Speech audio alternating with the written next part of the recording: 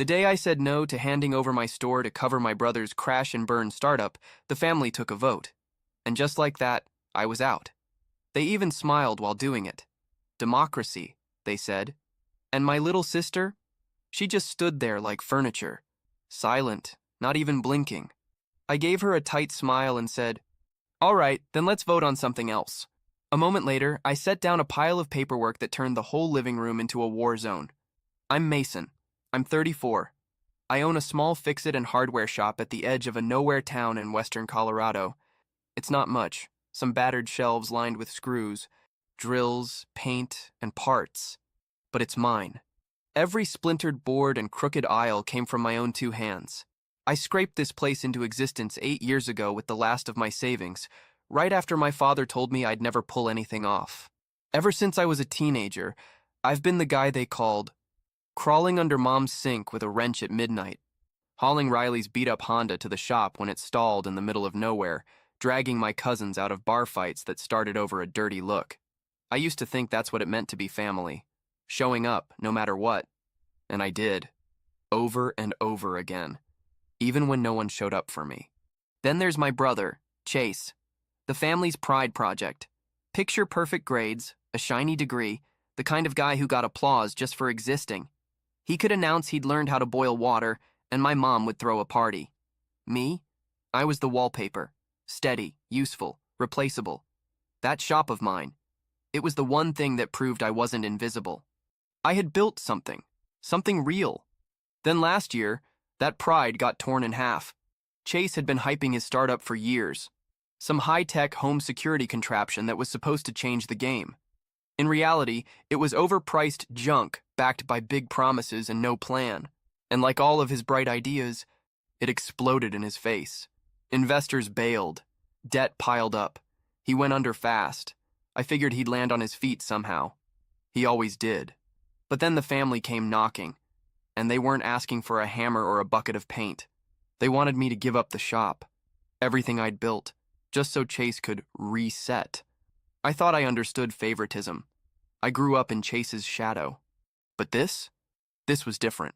This was betrayal with a handshake and a smile. Even now, it hits like a gut punch. I used to think blood meant something, that no matter how far you drifted, family pulled you back. I was wrong. Let me back up. Because the lead-up was messy, one of those slow-motion implosions that you can't look away from. It'll make you wonder how many knives are held by people you used to trust. Chase's company tanked about 6 months ago. No surprise there. He'd been running his mouth about this revolutionary security system for years, the kind that'd make people throw money at him. For a while, it seemed to work. Until it didn't. Next thing he knows, he's staring at a $75,000 crater. One evening, just as I was flipping the closed sign at the front of the store, he walks in like he owns the place. Same relaxed smirk, like nothing in the world's wrong. "Mace, my man," he said, leaning against the counter like we were catching up over beer. "Need a little help. Just a quick 20 grand to tide me over. Short term. You know I'll pay it back." The fluorescent lights buzzed overhead.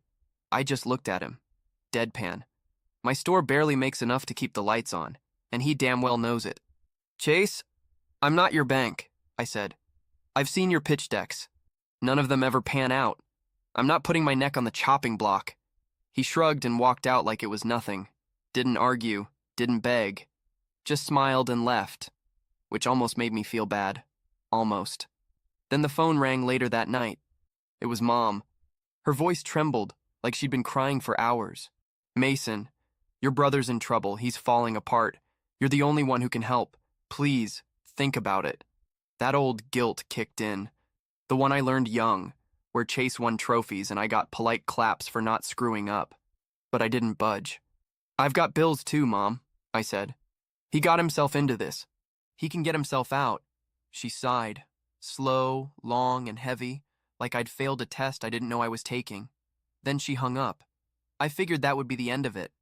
I was wrong. The next morning, I went for my usual coffee at Kelly's Diner. Same spot I've been going since the store opened. I wasn't 2 sips into my mug when old Rick, who's been fixing tractors since I was in diapers, waved me over. "Heard you're sitting on a gold mine and won't lift a finger for your brother," he said, raising a bushy eyebrow. I damn near choked. What are you talking about? Rick leaned in like he was passing along classified info. Chase came through yesterday, said you've got money tucked away and you're just letting him sink. But you refuse to lift a finger for him. Said it's a damn shame. Family turning their backs like that. My grip on the mug tightened. Fury simmered in my gut. Chase was out there spinning lies, casting me as the villain to win sympathy points. I forced a dry laugh and told Rick not to believe a word, but the gossip wheel had already started grinding. By noon, 2 of my regular customers had canceled their orders. No explanation, just curt phone calls. Chase had kicked off a full-blown smear campaign, and I was caught in the blast. Driving home that evening, my hands white-knuckled on the steering wheel, I kept seeing that smug grin of his. For years, he'd used that charm to dodge consequences and pass the buck. Now, he was dragging me down just to keep his own head above water. I couldn't stop replaying my mother's emotional plea. And Rick's words? They echoed in my skull until my temples ached. I'd spent my life trying to prove I was more than just some extra in Chase's story. And here he was, torching my name to save himself. Part of me wanted to call him, confront him, force him to explain. But I already knew how it'd go. Smooth words, empty promises, and that voice he uses when he wants something. Instead, I sat in my truck outside the shop, staring up at the old sign, Mason's Tools, and something inside me snapped. This wasn't about money anymore. Chase would burn me to the ground if it meant one more shot for him, and something told me the family would hand him the matches. Sure enough, a week after his visit, my phone lit up with a call from Dad. No hello.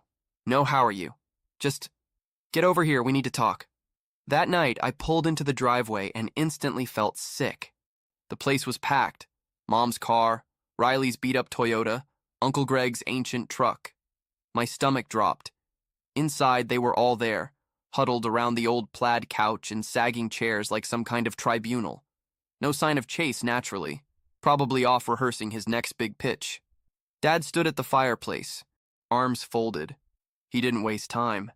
Chase is drowning in debt, Mason. We've talked it over. You need to sell your shop. It's not that big a deal.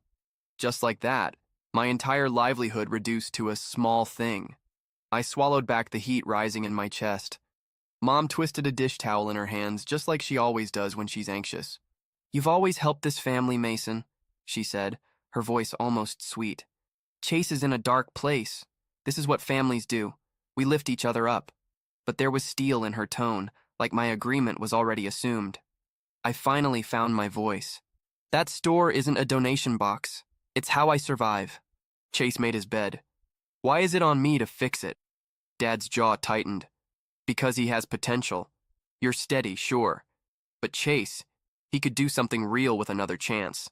That word, steady, landed like a slap.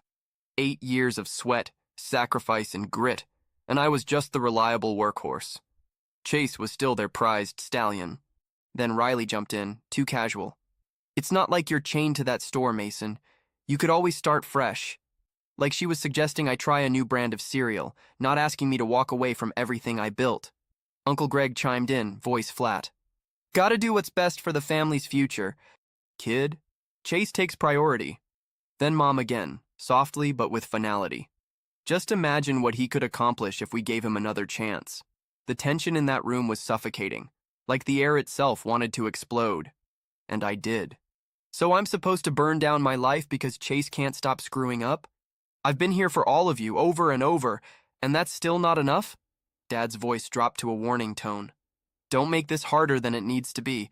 We're asking, not begging. Right. Asking, with the subtlety of a loaded gun. I grabbed my coat. I'm not selling, I said again. Mom called after me, but I didn't look back. My chest was heavy as I drove home. Rage, heartbreak, betrayal, they all mixed into one ugly knot. They'd made their choice, and it wasn't me. But I should have known that wasn't the end. A few days later, a text buzzed on my phone. Family meeting.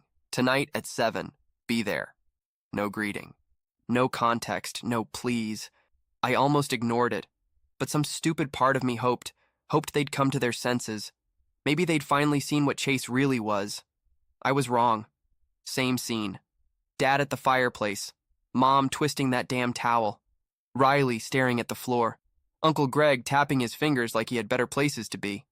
Except this time, they were all smiling, too brightly, too rehearsed. Then Dad said sharply, "Mason, you refuse to sell, so we're left with one option. Chase still needs help, so we're taking a family vote. If you won't cooperate, you're not part of this family anymore. Majority rules." My stomach dropped. A vote to cut me out. I let out a bitter laugh. "You're actually serious?" My mother nodded, now eerily calm. "It's only fair. We can't just watch Chase sink." One by one, hands went up. Dad, Mom, Uncle Greg. I turned to Riley, desperate. My sister, who'd crashed on my couch, borrowed my car, cried into my shoulder more times than I could count. "Riley?" I asked, voice cracking. She stared at the rug. "I'm sorry," she said softly, raising her hand. 4-0. My dad gave a cold shrug. "That's it. You're out." The world tilted. 8 years of showing up for them, erased in seconds by a vote. My pulse roared in my ears, but I kept my voice steady. "Fine. Then let's vote on this." I reached into my jacket and pulled out my lease, signed solely under my name, and a typed notice legally severing all financial ties between me and them. "I vote I keep what's mine," I said, letting the papers drop onto the coffee table. Their smugness evaporated. Dad's face turned crimson. "What the hell is this?" he barked. Mom gasped. "Mason, you can't just—" I cut her off. "You made it a numbers game. Now I'm playing by your rules." Uncle Greg lunged for the documents, but I snatched them back. Riley's eyes were wide, like she finally understood just how deep into this mess she'd helped them fall. And then the front door burst open. Chase strolled in like he owned the house, tossing his keys onto the table. "What's all this?" he asked, grinning like he'd walked into his own birthday party. The room exploded. Dad yelled about betrayal. Mom sobbed into her dish towel. Uncle Greg snapped at Chase to read the papers. Chase frowned when he saw them, but tried to play it cool. "Come on, Mason," he said, hands raised. "Don't be dramatic." "Dramatic?" I snapped, voice shaking. "You all just voted me out of the family, and you're going around town spreading lies that I'm closing my store." I held up the lease. "This says I don't owe you anything. You're not touching my shop." Chase's smirk twitched. Dad slammed his fist on the mantel, screaming about how selfish I was. Mom sobbed harder. I grabbed my keys and walked out, didn't look back. I'd seen who they really were. The next day, I opened up as usual, but something felt wrong. The bell above the door stayed silent. Even Mrs. Brooks, who always stopped in for garden supplies, didn't show. By noon, my supplier Walt called. "Mason, are you shutting down or something? Word is you're done. Chase was running his mouth at the tavern last night, telling folks you've already sold the shop." My teeth clenched so tight I thought I might break one. Chase's lies weren't just rumors now. They were draining my business dry. That's when Riley showed up, pale and shaking. "Mason, I need to tell you something," she whispered, voice barely holding steady. "Last month, Chase asked me for a loan. When I said no, he asked for info on your shop, said it was just for investor interest." She hesitated. "But he forged your signature. On a $20,000 loan application, he used your store as collateral." I felt the floor vanish under me. "What?" Her eyes filled. "He didn't send it in, yet. But if he had, you'd be legally tied to it. I'm so sorry. I didn't know how far he'd go." That was it. The last line crossed. He wasn't just lying, he was about to steal everything. I drove straight to his apartment, fists clenched, those forged papers balled up in my hand. He opened the door in a robe, coffee in hand, smiling like it was just another Saturday. "Mason, bro, what's up?" I shoved the documents in his chest. "These? And the crap you've been saying about my shop? You're a fraud." He rolled his eyes. "Relax, I was gonna tell you. We're family. We share burdens, right?" I stared at him, stunned by how casually he brushed it off. "Sharing? You're trying to drown me to keep yourself afloat." He just shrugged and sipped his coffee. It took every ounce of restraint not to slap the mug out of his hand. That night, I locked down my credit, froze everything, and called Walt, begging him not to pull the plug on my supply line. He agreed to give me a few weeks, but the damage was done. Chase's lies had spread. Customers disappeared. People whispered. My reputation was bleeding out. 2 days later, I got a text from Riley. "Meet me at the park. It's worse than we thought. When I got there, she looked even more wrecked than before. Pale, tired, haunted. She dug through her bag and pulled out a thick folder. It's worse, she said. Chase has been dipping into Dad's retirement for years, tens of thousands, maybe more. He always blamed it on bad investments whenever Dad asked questions, but I found texts. Texts where he brags about it, laughing, mocking you, calling you a pushover. Riley held out her phone. I scanned the messages. Mason's an easy mark. Shop'll be mine any day now. My gut twisted. All those years I'd been cleaning up his messes, thinking I was helping family, and behind my back, I was the joke. Riley lowered her head. I voted against you, Mason. I really messed up. But after seeing what he said about you, I couldn't stay quiet. Sunday came. Mom insisted I come for dinner. I didn't go for the food. I went because I needed to watch them face what they'd been protecting. The table was laid out like nothing ever happened. Roast chicken, mashed potatoes, buttered rolls. Dad carved meat in silence. Uncle Greg picked at the label on his beer. Riley kept her eyes on her plate.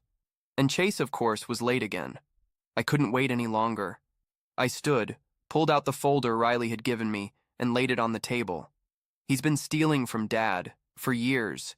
It wasn't just a loan he wanted. He's been draining you all dry. Mom's fork froze midair.